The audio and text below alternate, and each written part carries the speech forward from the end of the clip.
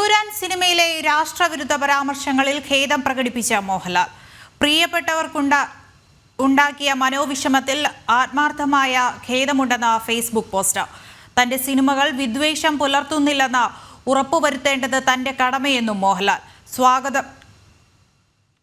സ്വന്തം നിലപാട് പറയാതെ ഒളിച്ചുകളി തുടർന്ന സംവിധായകൻ പൃഥ്വിരാജ്. രാഷ്ട്രവിരുദ്ധ ഭാഗങ്ങൾ നീക്കിയ എമ്പുരാന്റെ പുതിയ പതിപ്പ് നാളെ മുതൽ പ്രദർശനത്തിന് എത്താനിരിക്കെയാണ് ഖേദം പ്രകടിപ്പിച്ച മോഹൻലാൽ തന്നെ രംഗത്തെത്തിയത്. സിനിമയിലെ ചില രാഷ്ട്രീയ പ്രമേയങ്ങൾ തന്നെ സ്നേഹിക്കുന്നവർക്ക് മനോവിഷമമുണ്ടാക്കിയതായി അറിഞ്ഞു. കലാകാരൻ എന്ന നിലയിൽ തന്റെ സിനിമകൾ പ്രസ്ഥാനങ്ങളോടോ മതവിഭാഗത്തോടോ വിദ്വേഷം പുലർത്തുന്നില്ലെന്ന് ഉറപ്പുവരുത്തേണ്ട ഉത്തരവാദിത്തം തനിക്ക് തന്നെയാണ്.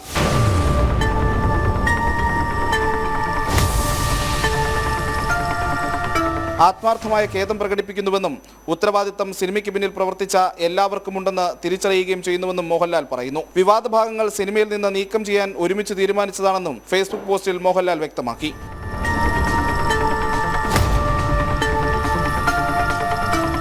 എമ്പുരാനിലെ ഹിന്ദുവിരുദ്ധ രാഷ്ട്രീയ അജണ്ടയ്ക്കെതിരെ വിമർശനം രൂക്ഷമാകുന്നതിനിടയിലാണ് മോഹൻലാലിന്റെ ഫേസ്ബുക്ക് പോസ്റ്റ് പുറത്തുവരുന്നത്.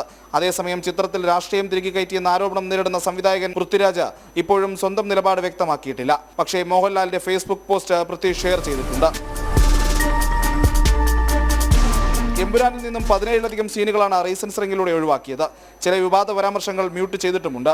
സിനിമയിലെ പ്രതിനായക കഥാപാത്രത്തിന്റെ പേരും മാറ്റുമെന്നാണ് വിവരം. വിവാദ ഭാഗങ്ങൾക്കൊപ്പം സ്ത്രീകൾക്കെതിരായ അതിക്രമ ദൃശ്യങ്ങളും ഒഴിവാക്കിയിരുന്നു. ജനം, തിരുവനന്തപുരം.